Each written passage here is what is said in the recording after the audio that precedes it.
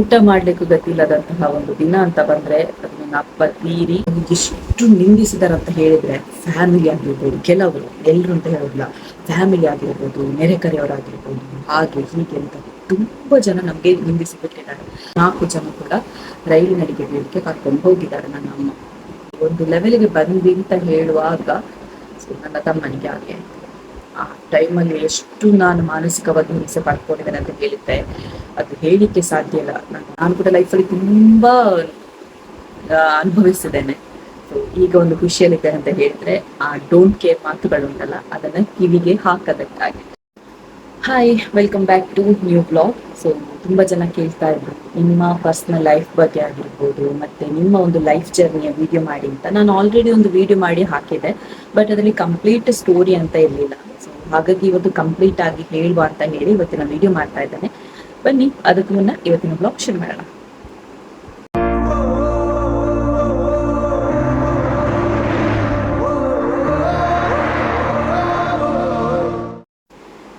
S, ಗೊತ್ತಿರೋ ಹಾಗೆ ನನ್ನ ಹೆಸರು ಕವಿತಾ ಅಂತ. ವಿಜೆ ಕವಿತಾಸ್ ವರ್ಲ್ಡ್ ಅಂತ ಯಾಕೆ ಹೆಸರಿಟ್ಟೆ ಅಂತ ಹೇಳಿದ್ರೆ ಚಾನಲ್ಗೆ, ಸೊ ನನ್ನದೇ ಒಂದು ಪ್ರಪಂಚ ಆಗಿರ್ಲಿ ಅಂತ.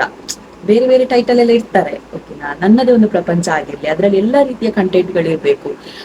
ಲಾಗ್ ಆಗಿರ್ಬೋದು, ಇನ್ಫಾರ್ಮೇಶನ್ ಆಗಿರ್ಬೋದು, ಮತ್ತೆ ಕೆಲವೊಂದು ಸ್ಟೋರೀಸ್ಗಳಾಗಿರ್ಬೋದು, ಇಂಟರ್ವ್ಯೂಸ್ ಆಗಿರ್ಬೋದು, ಮತ್ತೆ ಕೆಲವೊಂದು ಏನೋ ಒಂದು ವಿಷಯಗಳನ್ನ ಹೇಳ್ತಾ ಇರ್ಬೇಕಲ್ವಾ. ಸೊ ಹಾಗಾಗಿ ನನ್ನದೇ ಪ್ರಪಂಚ ಆಗಿರ್ಲಿ ಅಂತ ಹೇಳಿ VJ Kavitha's world YouTube channel ಅಂತ ಹೆಸರಿಟ್ಟೆ.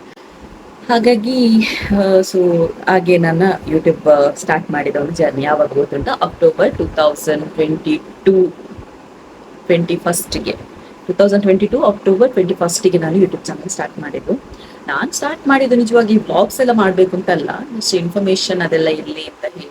ಬಟ್ ವ್ಲಾಗ್ಸಿಗೆ ಒಳ್ಳೆ ವ್ಯೂಸ್ ಹೋಯ್ತಲ್ಲ, ಸೊ ಹಾಗಾಗಿ ವ್ಲಾಗ್ಸ್ ಮತ್ತೆ ಕಂಟಿನ್ಯೂ ಮಾಡ್ತಾ ಬಂದೆ. ಮತ್ತೆ ಕೆಲವು ಒಂದೊಂದು ಕಥೆಗಳು ಮತ್ತೆ ಬದುಕದಿರು ಅಂತ ಮಾಡ್ತಾ ಇದ್ದೆ. ಸೊ ಇದನ್ನೆಲ್ಲ ಮಾಡ್ತಾ ಬಂದೆ. ಮತ್ತೇನಂತ ಹೇಳಿದ್ರೆ, ನನ್ನ ಲೈಫ್ ಸ್ಟೋರಿ ಹೇಳಬೇಕು ಅಂತ ಹೇಳಿದ್ರೆ, ನಾನು 1ನೇ ಕ್ಲಾಸಿಂದ 6ನೇ ಕ್ಲಾಸ್ ತನಕ ಕಲ್ತಿರೋದು ಮಾಣಿ ಹಿರಿಯ ಪ್ರಾಥಮಿಕ ಶಾಲೆ. ಸೊ ಮಾಣಿ ಅಂತ ಫಸ್ಟಿಗೆ ಹೇಳಿದ್ದೇನೆ, ವಾಪಸ್ ಹೇಳ್ಬಿಟ್ಟೆ, ಪರವಾಗಿಲ್ಲ ಬಿಡಿ. ಸೊ ನಾನು ಅಲ್ಲಿ ಕಲ್ತಿರೋದು 6ನೇ ಕ್ಲಾಸ್ ತನಕ ಮಾತ್ರ. ನಾನು ನನ್ನ ತಮ್ಮ ಮತ್ತು ನಾನು, ಅಂದ್ರೆ ನನ್ನ ತೀರಿ ಹೋದ ತಮ್ಮ, ಕೆಲವರು ಹೊಸೊಬ್ರಾಗಿದ್ರೆ ಗೊತ್ತಿರ್ಲಿಕ್ಕಿಲ್ಲ, ಬ್ಯಾಕ್ ವಿಡಿಯೋ ನೋಡಿ, ಸ್ವಲ್ಪ ಪ್ರೀವಿಯಸ್ ವಿಡಿಯೋ ನೋಡಿ ಅದರಲ್ಲಿ ಉಂಟು ನನ್ನ ತಮ್ಮನ ಬಗ್ಗೆ. ಸೊ ಅವನು 2022 ಅಲ್ಲಿ ತೀರ್ಕೊಂಡಿರೋದು. ನನಗೆ ಮತ್ತು ಅವನಿಗೆ 1 ವರ್ಷ ಡಿಫ್ರೆನ್ಸ್ ಅಷ್ಟೇ, ಓಕೆನಾ. ಅದೇ ನಾವು ಒಂದು ಒಳ್ಳೆ ಫ್ರೆಂಡ್ಸ್ ತರ ಇದ್ವಿ. 4ನೇ ಕ್ಲಾಸ್ ತನಕ ಬಂದೆ. 4ನೇ ಕ್ಲಾಸ್ ಆಗುವಾಗ ನನ್ನ ಸಣ್ಣ ತಮ್ಮ ಇದ್ದಾನಲ್ವಾ, ಇದೆ ಗುರುಪ್ರಸಾದ್. ಸೊ ಅವನಿಗೆ 1.5 ವರ್ಷ. ನಾನು 4ನೇ ಕ್ಲಾಸ್, ನನ್ನ ತಮ್ಮ 2ನೇ ಕ್ಲಾಸಲ್ಲಿ ಇದ್ದ. ಸೊ 1 ವರ್ಷ ಡಿಫ್ರೆನ್ಸ್. ಆದ್ರೆ ಅವನು 2ನೇ ಕ್ಲಾಸಿಗೆ, ಅವನು ಸ್ವಲ್ಪ, ನಾನು ಫೆಬ್ರವರಿ ಹುಟ್ಟಿದ್ದು, ಅವನು ಆಗಸ್ಟ್ ಅಲ್ಲಿ ಹುಟ್ಟಿದ್ದು. ಸೊ ಅವನಿಗೆ 1 ವರ್ಷ ವೆಯ್ಟ್ ಮಾಡ್ಬೇಕಿತ್ತು ಸ್ಕೂಲ್ಗೆ ಜಾಯ್ನ್ ಆಗ್ಬೇಕಂದ್ರೆ. ಸೊ ಹಾಗಾಗಿ 2 ವರ್ಷ ಇದು ಕ್ಲಾಸ್ ಅಲ್ಲಿ ಡಿಫ್ರೆನ್ಸ್ ಇತ್ತು, ಓಕೆನಾ. ಹಾಗಾಗಿ 4ನೇ ಕ್ಲಾಸ್ ಇರ್ಬೇಕಾದ್ರೆ ನಮ್ಮ ಅಪ್ಪ ತೀರ್ಕೊಂಡು. ಅಷ್ಟರವರೆಗೆ ಲೈಫ್ ತುಂಬಾ ಚೆನ್ನಾಗಿತ್ತು. ಸೊ ಹೇಳ್ತಾರಲ್ಲ, ಯಾವ್ದು ದೃಷ್ಟಿ ಬಿದ್ದರೆ ಈ ತರ ಎಲ್ಲ ಆಗ್ತದೆ ಅಂತ. ಗೊತ್ತಿಲ್ಲ ಅದೆಲ್ಲ ಸರಿಯಾ ತಪ್ಪ, ನಿಜಾನ ಸುಳ್ಳ ಅದು ಕೂಡ ಗೊತ್ತಿಲ್ಲ. 4ನೇ ಕ್ಲಾಸ್ ಇರ್ಬೇಕಾದ್ರೆ ಅಪ್ಪ ತೀರ್ಕೊಂಡು. ಅಷ್ಟರವರೆಗೆ ನಮ್ಗೆ ಯಾವುದೇ ಕಷ್ಟ ಇರಲಿಲ್ಲ, ಯಾವುದೇ ಎಲ್ಲದಕ್ಕೂ ಅಪ್ಪ ಇದ್ರು ಅನ್ನೋಂಥ ಧೈರ್ಯ ಇತ್ತು. ಸ್ವಲ್ಪ ದಿನ ಆಗ್ಬೇಕು, 1 ವಾರ ಆಗ್ಬೇಕಾದ್ರೆ ಅಪ್ಪ ತೆಂಗಿನ ಮರದಿಂದ ಬಿದ್ದು ತೀರ್ಕೊಂಡಿರೋದು. ಆಗ್ಲೇ ತೀರ್ಕೊಂಡಿಲ್ಲ. ಸೊ ತೆಂಗಿನ ಮರದಿಂದ ಬಿದ್ದಾಗ ನಾನು ಅಲ್ಲೇ ಇದ್ದೆ. ಅಂದ್ರೆ ನಮ್ದು ವಾಶ್ರೂಮ್ ಈ ಕಡೆ ಇತ್ತು, ತೆಂಗಿನ ಮರ ಆಚೆ ಎದುರಿತ್ತು. ನನಗೆ ಕರೆಕ್ಟಾಗಿ ಹಲ್ಲುಜ್ಜುವಾಗ ಕಾಣ್ತಾ ಇತ್ತು. ನಾನು ಹಲ್ಲುಜ್ಜುವಾಗ ಆ ಒಂದು ಬಾವಿ ಇತ್ತು, ಆ ಬಾವಿಗೆ ಬೀಳೋದು ಪುಣ್ಯ ನಾನು ಓಡುವ ಇದರಲ್ಲಿ. ಸೊ ಅಮ್ಮ ಅಲ್ಲೇ ಇದ್ರು, ಅಮ್ಮ ಜೋರು ಬೊಬ್ಬೆ ಹಾಕಿದಾಗ ನಾನು ಓಡಿದ್ದೇನೆ. ಆನಂತರ ಎಲ್ಲ ಪಕ್ಕದ ಮನೆಯವರು ಇವತ್ತೆಲ್ಲ ಬಂದರು. ಡಾಕ್ಟರ್ ಎಲ್ಲ ಬಂದರು, ಕರ್ಕೊಂಡು ಹೋಗ್ಬೇಕಾಗ್ತದೆ ಅಂತ ಹೇಳಿದ್ರು. ಅಲ್ಲಿಂದ ಕರ್ಕೊಂಡು ಬಂದಿದ್ದಾರೆ, ಮತ್ತೆ ಅವ್ರಿಗೆ ಹೋಗ್ಲಿಕ್ಕೆ ಆಗಿಲ್ಲ. ಮೋಸ್ಟ್ಲಿ ಎಲ್ಲ ಹೇಳ್ತಾರೆ ಎಂತ ಲಿವರ್ ಅದೆಲ್ಲ ಡ್ಯಾಮೇಜ್ ಆಗಿರ್ಬೋದು. ಗಾಯ ಎಂತ ಆಗಿರ್ಲಿಲ್ಲ, ಸ್ವಲ್ಪ ದಪ್ಪ ಇರುತ್ತೆ ಅಪ್ಪ. ಸೊ ಹಾಗಾಗಿ ಪುತ್ತೂರಿಗೆ ಕರ್ಕೊಂಡು ಹೋಗುವಾಗ ಮಂಗಳೂರಿಗೆ ಕರ್ಕೊಂಡು ಹೋಗಿ ಅಂತ ಹೇಳಿದ್ರು. ಸೊ ಆಯ್ತು. ಆ ನಂತರ ನಮ್ಮ ಲೈಫಲ್ಲಿ ಟ್ರ್ಯಾಜಡಿ ಬಂದಿದ್ದು ಅದೇ ಟೈಮಲ್ಲಿ. ಯಾಕಂತ ಹೇಳಿದ್ರೆ, ಒಂದು ಊಟ ಮಾಡ್ಲಿಕ್ಕೂ ಗತಿಲ್ಲದಂತಹ ಒಂದು ದಿನ ಅಂತ ಬಂದ್ರೆ ಅದು ನನ್ನ ಅಪ್ಪ ತೀರಿ ಶುದ್ಧ ಇಲ್ಲ ಆದ ನಂತರ, ಅಂದ್ರೆ ಸಾವೆಲ್ಲ ಆಗ್ತದಲ್ವಾ. ಸೊ ಅದಾದ ನಂತರ ನಮಗೆ ಕಷ್ಟಗಳು ಬಂದದ್ದು. ಮನೇಲಿದ್ವಿ, ಅವ್ರು ಇವ್ರು ಅಂತ ಹೆದರಿಸ್ಲಿಕ್ಕೆ ಸ್ಟಾರ್ಟ್ ಮಾಡಿದ್ರು. ಅಲ್ಲಿ ಭೂತ ಬಂತಂತೆ, ಇಲ್ಲಿ ಹೊಯ್ಗೆ ಬಿಸಾಡಿತಂತೆ, ಹಾಗೆ ಹೀಗೆ ಅಂತ ಇಡೀ ಊರಿನ ಜನ ನಮಗೆ ಇದು ಮಾಡಿದ್ರು. ಮತ್ತೆ ಅದೇ ನಿಮ್ಮ ಒಂದು ಪಕ್ಕದ ಮನೆಯವರು ನಮ್ಮನ್ನ ಕರ್ಕೊಂಡು ಹೋಗಿ, ನೀವು ಇಲ್ಲೇ ಕೂತ್ಕೊಳ್ಳಿ, ನೋಡ್ಬೋದು ಹೇಗೆ ಬರ್ತದೆ ಭೂತ ಅಂತ, ಟಿವಿ ಚಾನಲ್ ಅವರು ಇವತ್ತು ಬಂದು ಅದನ್ನ ಶೂಟ್ ಮಾಡುದು ಅಂತ 12 ಗಂಟೆಗೆಲ್ಲ. ಸೊ ತುಂಬಾ ಥರ ಆಗಿದೆ. ನಮ್ಮನ್ನ 3 ತಿಂಗಳು ಪಕ್ಕದ ಮನೆಯವರು ನೋಡ್ಕೊಂಡು, ಆ ಟೈಮಲ್ಲಿ ಒಂದು ಕೊಲ್ಯ ಸ್ವಾಮಿ, ಕೊಲ್ಯ ಶ್ರೀಗಳು, ಅಲ್ಲಿ ಅವರ ಹೆಸರು ರಮಾನಂದ ಏನೋ ಆಗಿರ್ಬೇಕು, ಅವರಿಗೆ ಇಲ್ಲ, ಕೊಲ್ಯ ಶ್ರೀ ಸ್ವಾಮಿಗಳು ಬಂದ್ರು ಮನೆಗೆ. ಸೊ ಆಗ ಬಂದು ನೋಡಿ ನೀವು ಮನೇಲಿ ಇರ್ಬೇಕು, ನಾ ಪೇಪರೆಲ್ಲ ನೋಡಿದೆ, ಮನೇಲಿ ಇರಿ ನೀವು, ಏನು ಆಗುದಿಲ್ಲ, ನಿಮ್ಗೆ ಅದಕ್ಕೆ ಬೇಕಾದ ತಡೆ ಎಲ್ಲ ನಾನು ಮಾಡಿಕೊಡ್ತೇನೆ ಅಂತ ಹೇಳಿ, ನಮ್ಗೆ ಅಷ್ಟೊಂದು ಊಟಕ್ಕೂ ಗತಿ ಇರ್ಲಿಲ್ಲ. ಅಕ್ಕಿ, ಬೇಳೆ, ಮತ್ತೆ ಸೋಪು, ಅದು ಇದು ಎಲ್ಲ ಕೊಟ್ಟು ಸಹ ಕವರಲ್ಲಿ 1,000 ರೂಪಾಯಿ ಕೊಟ್ಟರು. ಆಗ 1,000 ಅಂತ ಹೇಳಿದ್ರೆ ಅದೊಂದು 10-20 ಸಾವಿರಕ್ಕೆ ಸಮ. ಸೊ ಆ ಟೈಮಲ್ಲಿ ಕೊಟ್ಟು 2007 ಇಸವಿ ಅದು. ಆ ಟೈಮಲ್ಲೆಲ್ಲ ಕೊಟ್ಟು ಹೋದ್ರು. ಮತ್ತೆ ನಾವು ಮನೆಯಲ್ಲೇ, ಅದು 1,000ಕ್ಕೆ ಕೊಟ್ಟಿದ್ರು ಅಂತ ಹೇಳಿದ್ರೆ ನಮ್ಮ ಬಾಗಿಲು ಸರಿ ಇರ್ಲಿಲ್ಲ, ಬಾಗಿಲೆಲ್ಲ ಏನು ಎಂತ ಹೇಳ್ತಾರೆ ಅದಕ್ಕೆ, ಫುಲ್ ಇದಾಗಿತ್ತು, ಹೊಟ್ಟೆ ಆದ ಟೈಪಲ್ಲಿ ಆಗಿತ್ತು ಬಾಗಿಲು, ಮರದಲ್ವ ಹಾಗಾಗಿ. ಸೊ ಅದೆಲ್ಲ ಸರಿ ಮಾಡಿಸಿ ಅಂತ ಹೇಳಿ 1,000 ಕವರಲ್ಲಿ ಹಾಕಿ ಕೊಟ್ಟಿದ್ದು. ಆ ನಂತರ ನಮ್ಮ ಲೈಫ್ ಸ್ವಲ್ಪ ಆದ್ರೂ ಚೆನ್ನಾಗಿತ್ತು, ಊಟ ಮಾಡ್ಲಿಕ್ಕೆ ಊಟಕ್ಕಿತ್ತು. ಮತ್ತೆ ಆ ಟೈಮಲ್ಲಿ ಉಂಟಲ್ವ, ನಿಮ್ಗೊಂದು ಹೇಳ್ತೇನೆ, ನನ್ನ ಅಮ್ಮ, ಅದೇ ಸ್ವಾಮೀಜಿಗಳು ಬರುವುದಕ್ಕಿಂತ ಮುಂಚೆ ನಮ್ಗೆ ಜೀವನನೇ ಬೇಡ, ಊಟಕ್ಕೆ ಗತಿಲ್ಲ, ಈ ತರ ಅಂದ್ರೆ ಅಮ್ಮ ಕೆಲ್ಸಕ್ಕೆ ಆಗಿ ಹೋಗ್ತಿರ್ಲಿಲ್ಲ, ಅಮ್ಮ ಅಷ್ಟು ಚುರುಕಿರ್ಲಿಲ್ಲ, ಅಪ್ಪ ಕೆಲ್ಸಕ್ಕೆ ಹೋಗ್ಲಿಕ್ಕೆಲ್ಲ ಬಿಡ್ತಿರ್ಲಿಲ್ಲ. ನಾನಿರುವಾಗ ನೀನ್ ಯಾಕೆ ಕೆಲ್ಸಕ್ಕೆ ಹೋಗ್ಬೇಕು ಅಂತ ಹೇಳಿ ಎಲ್ಲ ಅಪ್ಪನೇ ತಂದು ಹಾಕ್ತಿದ್ರು. ಅಮ್ಮ ಒಂದು ದಿನ ಅಮ್ಮನ 3 ಜನರನ್ನು ಕೂಡ ಕರ್ಕೊಂಡು ಹೋಗಿ, ನಮ್ಮ ಮನೆ ಹಿಂದೆ ಒಂದು ರೈಲ್ವೆ ಟ್ರ್ಯಾಕ್ ಉಂಟು, ಅಲ್ಲಿ ಕರ್ಕೊಂಡು ಹೋಗಿ ರೈಲಿನಡಿಗೆ ಬೀಳಲಿಕ್ಕೆ ಕೂಡ ಹೋಗಿದ್ದಾರೆ. ನನ್ನನ್ನು ನನ್ನ ತಮ್ಮ ಇಬ್ಬರನ್ನು ಅಮ್ಮ 4 ಜನ ಕೂಡ ರೈಲಿನಡಿಗೆ ಬೀಳಲಿಕ್ಕೆ ಕರ್ಕೊಂಡು ಹೋಗಿದ್ದಾರೆ ನನ್ನ ಅಮ್ಮ. ಸಾಕು ಜೀವನ ಸಾಕು, ಎಲ್ಲರ ಹಾಗೆ ಹೀಗೆ ಅಂತ ಹೇಳ್ತಿದ್ರು. ಹಾಗೆ ಎಷ್ಟು ನಿಂದಿಸಿದಾರೆ ಅಂತ ಹೇಳಿದ್ರೆ, ಫ್ಯಾಮಿಲಿ ಆಗಿರ್ಬೋದು, ಕೆಲವರು, ಎಲ್ರು ಅಂತ ಹೇಳೋದಿಲ್ಲ, ಫ್ಯಾಮಿಲಿ ಆಗಿರ್ಬೋದು, ನೆರೆಕರೆಯವರಾಗಿರ್ಬೋದು, ಹಾಗೆ ಹೀಗೆ ಅಂತ ತುಂಬಾ ಜನ ನಮ್ಗೆ ನಿಂದಿಸಿ ಬಿಟ್ಟಿದ್ದಾರೆ. ಅದನ್ನೆಲ್ಲ ಅಮ್ಮನಿಗೆ ಕೇಳಲಿಕ್ಕಾಗಲಿಲ್ಲ, ಗೊತ್ತಾಯ್ತಾ? ಕೇಳಲಿಕ್ಕಾಗದೆ ನಮ್ಮನ್ನ ಕರ್ಕೊಂಡು ರೈಲ್ವೆ ಟ್ರ್ಯಾಕಿಗೆ ಹೋಗಿ ಸಾಯ್ಲಿಕ್ಕೆ ಹೋಗಿದ್ದಾರೆ. ಆ ಟೈಮಲ್ಲಿ ಅದೇ ನಮ್ಮ ಪಕ್ಕದ ಮನೆಯವರು ಅಂತ ಹೇಳಿದಾಗ, ಸೊ ಅವ್ರು ಓಡಿಕೊಂಡು ಬಂದು, ಅವರಿಗೆ ಡೌಟ್ ಬಂತ ಏನು, ಓಡ್ಕೊಂಡು ಬಂದು ನೀವು ಸಾಯುವ ಇದು ಇಲ್ಲ, ನಾವು ನಿಮ್ಮನ್ನು ನೋಡ್ಕೊಳ್ತೇನೆ ಅಂತ ಅಲ್ಲಿ ನಮ್ಮನ್ನು 3 ತಿಂಗಳು ನೋಡಿದ ನಂತರ ಈ ಕೊಲ್ಯ ಸ್ವಾಮಿಗಳೆಲ್ಲ ಬಂದಿರೋದು. ಓಕೆನಾ? ಅದು ನಮ್ಮ ಲೈಫಲ್ಲಿ ನನಗೆ ಅದು ಈಗಲೂ ನೆನಪಿದೆ. ಅಮ್ಮ ಕರ್ಕೊಂಡು ಹೋದ್ರು, ರೈಲ್ವೆ ಹಳ್ಳಿಗೆ ಕರ್ಕೊಂಡು ಹೋದ್ರು, ಈಗಲೂ ನಮ್ಗೆ ನೆನಪಿದೆ. ನಮ್ಗೆ ಗೊತ್ತಿಲ್ಲ ಸಾಯ್ಲಿಕ್ಕೆ ಹೋಗ್ತಿದ್ದಾರೆ ಅಂತ, ಗೊತ್ತಾಯ್ತಾ? ನಮ್ಗೆ ಸಾಯ್ಲಿಕ್ಕೆ ಹೋಗ್ತಾರೆ ಗೊತ್ತಿಲ್ಲ, ನಾವು ಕರ್ಕೊಂಡು ಹೋದ್ರು ಅಂತ ಅಮ್ಮನ ಹಿಂದೆ ಹೋಗ್ತಿಲ್ಲ. ಆಗ ಅಷ್ಟು ನಮ್ಗೆ ಇದಾಗಿರ್ಲಿಲ್ಲ, ನಮ್ಗೆ ಅಷ್ಟು ಯೋಚನೆ ಮಾಡೋದಾಗ ಏಜ್ ಕೂಡ ಅಲ್ಲ. ಸೊ ಕರ್ಕೊಂಡು ಹೋದ್ರು, ವಾಪಸ್ ಕರ್ಕೊಂಡು ಬಂದು ಕೊಲ್ಯ ಸ್ವಾಮಿಗಳೆಲ್ಲ ಬಂದ್ರು. ಕೊಲ್ಯ ಸ್ವಾಮಿಗಳು ಬಂದ ನಂತರ ನಮ್ಮ ಲೈಫ್ ಸ್ವಲ್ಪ ಚೆನ್ನಾಗಿತ್ತು. ಯಾರು ಇರ್ಲಿಲ್ಲ ಫ್ಯಾಮಿಲಿ, ಒಂದು ಸ್ವಲ್ಪ ಜನ ಬಿಟ್ರೆ, ಅದೇ ನನ್ನ ಚಿಕ್ಕಪ್ಪ ಚಿಕ್ಕಮ್ಮ ಅವರೆಲ್ಲ ಬಿಟ್ರೆ ಯಾರು ಇರ್ಲಿಲ್ಲ. ಅಮ್ಮನ ಫ್ಯಾಮಿಲಿ ಅಂತೂ ಇರ್ಲೇ ಇಲ್ಲ. ಎಲ್ಲರ ಫ್ಯಾಮಿಲಿಯಲ್ಲಿ ನಂಗೆ ಗೊತ್ತಿರೋ ಹಾಗೆ ನಂಗೆ ತುಂಬಾ ಖುಷಿ ಆಗುತ್ತೆ.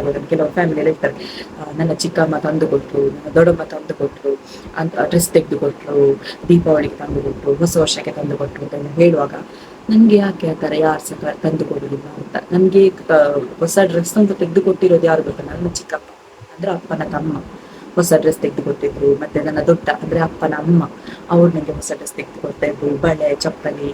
ಮತ್ತೆ ಒಬ್ರು ದೊಡ್ಡಪ್ಪ, ಅವರು ಕೂಡ ತೆಗೆದು ಕೊಡ್ತಿದ್ರು. ಆದ್ರೆ ಅಮ್ಮನ ಫ್ಯಾಮಿಲಿಯಲ್ಲಿ ಒಬ್ರು ಒಂದು ತಿಂಡಿ, ನಮ್ಗೆ ಹಾಗೆಲ್ಲ ತಿಂಡಿ ತಿನ್ಲಿಕ್ಕೆಲ್ಲ ಆಸೆ ಅಲ್ಲ, ಒಂದು ತಿಂಡಿ ಆಗಿರ್ಬೋದು ಏನೂ ಇಲ್ಲ. ಸೊ ಆ ಥರ ಎಲ್ಲ ನಮ್ಮನ್ನ ಇದು ಮಾಡ್ತಿದ್ರು, ಗೊತ್ತಾಯ್ತಾ? ಫ್ಯಾಮಿಲಿಯಲ್ಲಿ ಒಬ್ಬರು ಸಹ ಇಲ್ಲ ಆಗ. ಮತ್ತೆ ನಾವು ಯಾವಾಗ ಒಳ್ಳೆಯವರಾದ್ರಿ ಅಂದ್ರೆ ಸ್ವಲ್ಪ ಬೆಳೀತಾ ಬಂದ್ವಿ, ಎಲ್ರು ಬಂದ್ರು, ಇವರು ಸ್ವಲ್ಪ ಅವರ ಕಾಲ ಮೇಲೆ ನಿಂತಿದ್ದಾರೆ ಅಂತ ಆಗುವಾಗ ಬಂದ್ರಿ, ಇದು ನಮ್ಗೆ ಕೊಡ್ಬೇಕಾಗತ್ತೆ ಅಲ್ವಾ, ಆ ಒಂದು ದೃಷ್ಟಿ ಇತ್ತು ಅವರಿಗೆ. ಸೊ ಇಷ್ಟನ್ನೆಲ್ಲ ನಾವು ಫೇಸ್ ಮಾಡ್ಕೊಂಡು ಬಂದ್ವಿ.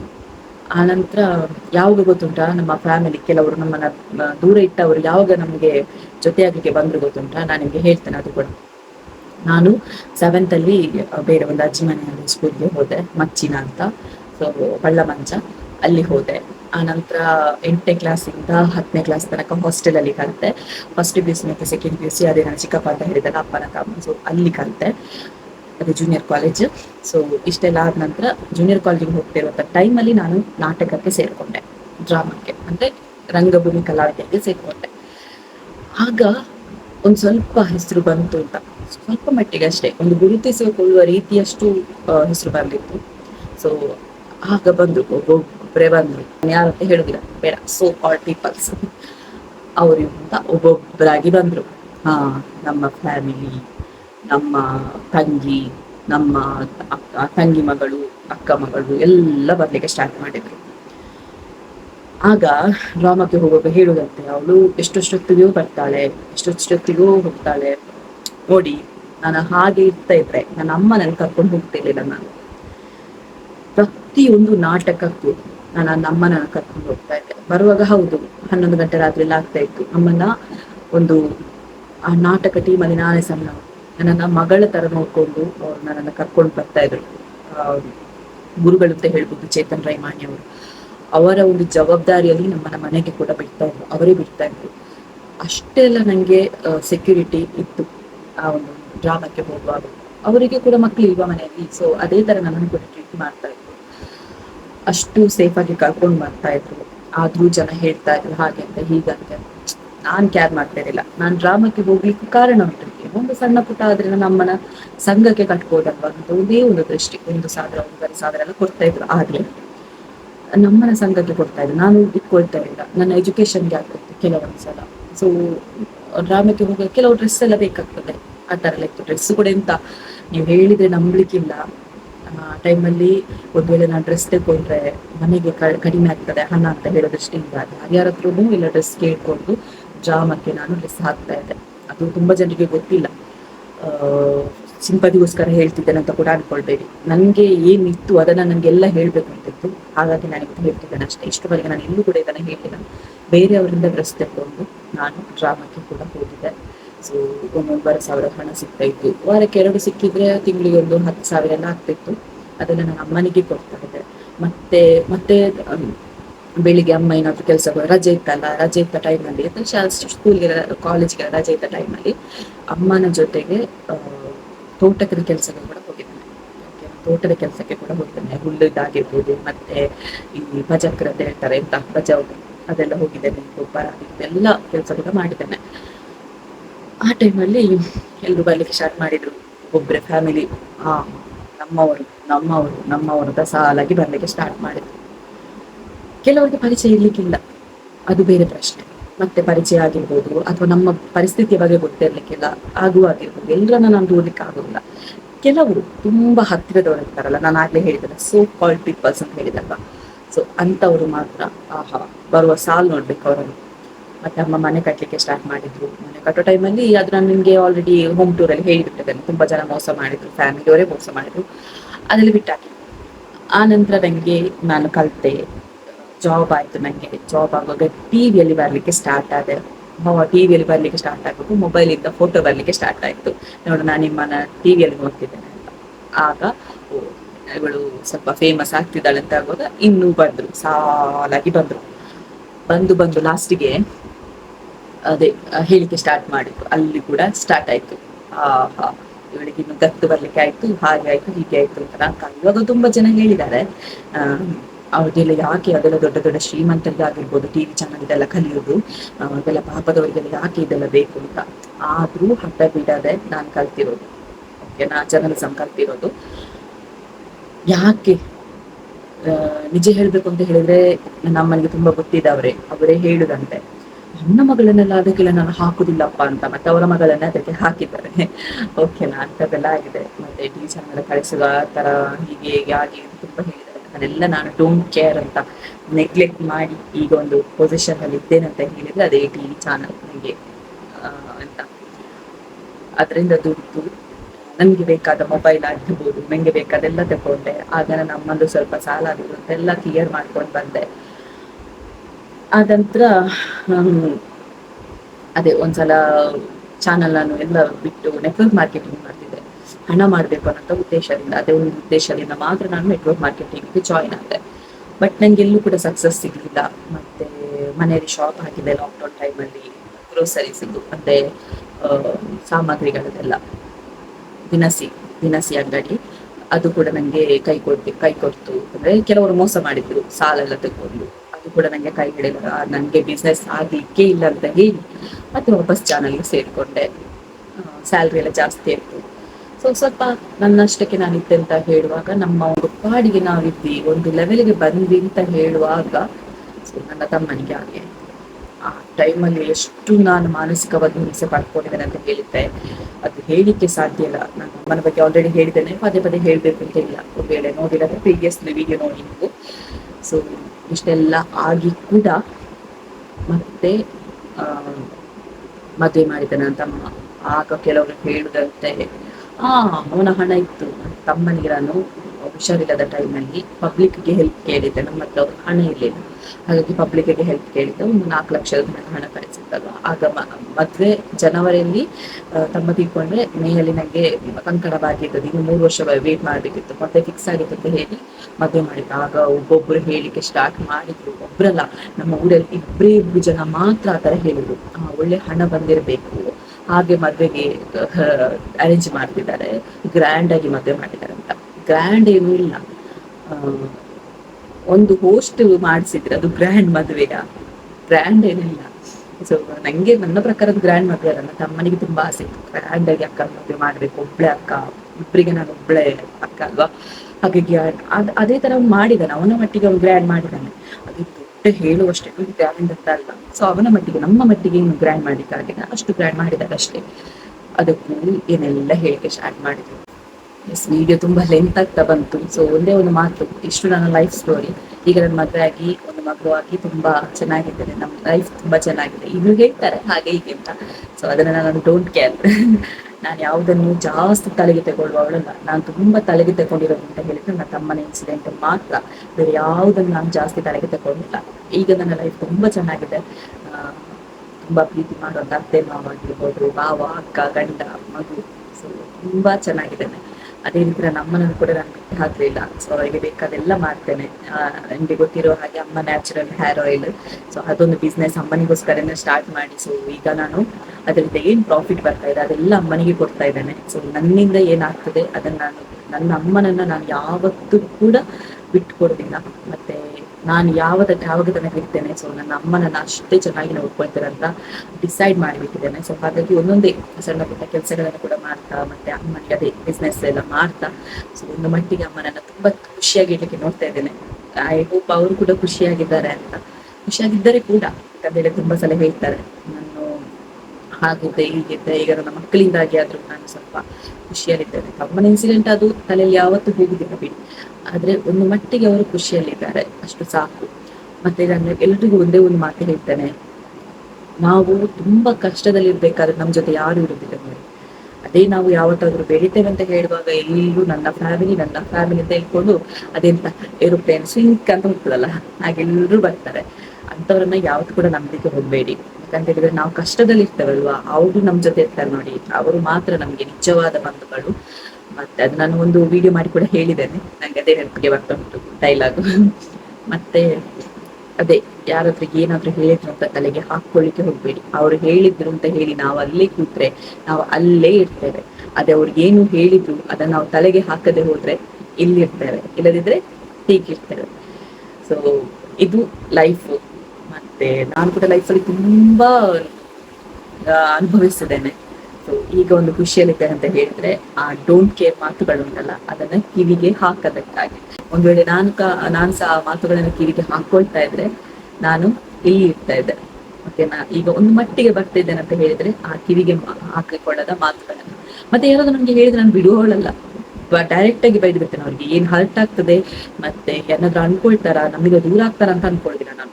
ಏನಾದ್ರು ನಂಗೆ ಆಗಿಲ್ವಾ, ನಾನು ಡೈರೆಕ್ಟ್ ಆಗಿ ಹೇಳಿಬಿಡ್ತೇನೆ. ಅದು ಬೇಕು. ಯಾಕಂತ ಹೇಳಿದ್ರೆ ಯಾರಾದ್ರು ಹೇಳಿದ್ರೆ ಯಾಕೆ ಹೇಳುದು, ಅವ್ರಿಗೆ ಬೇಜಾರಾಗ್ತದೆ ಏನು, ಇಲ್ಲಂದ್ರೆ ನಮ್ಗೆ ದೂರ ಆಗ್ತಾರ ಏನು, ಆ ತರ ಅನ್ಕೊಂಡ್ರಂತಲ್ವಾ ನಿಮ್ಮನ್ನ ಇನ್ನೂ ಸಹ ಉಕ್ಕಿ ಇದು ಮಾಡಿ ಬಿಡ್ತಾರೆ. ಅದಕ್ಕೆ ಏನಾದ್ರು ಹೇಳಿದ್ರೆ ಡೈರೆಕ್ಟ್ ಆಗಿ ಹೇಳ್ಬೇಡಿ. ಅವರಿಗೆ ಅದ್ರ ಬೇಜಾರಾಗುತ್ತಾ ಅಥವಾ ನಮಗೆ ದೂರ ಆಗ್ತಾರ ಅನ್ನುವಂತ ಪ್ರಶ್ನೆ ಅಲ್ಲ, ಡೈರೆಕ್ಟ್ ಆಗಿ ಹೇಳಿ. ಓಕೆನಾ? ಇಲ್ಲದಿದ್ರೆ ನಮ್ಗೆ ಹೇಳ್ತಾ ಇರ್ತಾರೆ. ಸೊ ಇಷ್ಟು ನನ್ನ ಲೈಫ್ ಸ್ಟೋರಿ. ಎಷ್ಟು ನೋಡಿದ್ದೀರಾ ಅಂತ ನಂಗೆ ಗೊತ್ತಿಲ್ಲ, ಲಾಸ್ಟ್ ವರೆಗೆ ನೋಡಿದ್ದೀರಾ ಅಂತ ಗೊತ್ತಿಲ್ಲ, ಎಷ್ಟು ಜನ ಸ್ಕಿಪ್ ಮಾಡಿ ನೋಡಿದ್ದೀರಾ ಅಂತ ಗೊತ್ತಿಲ್ಲ.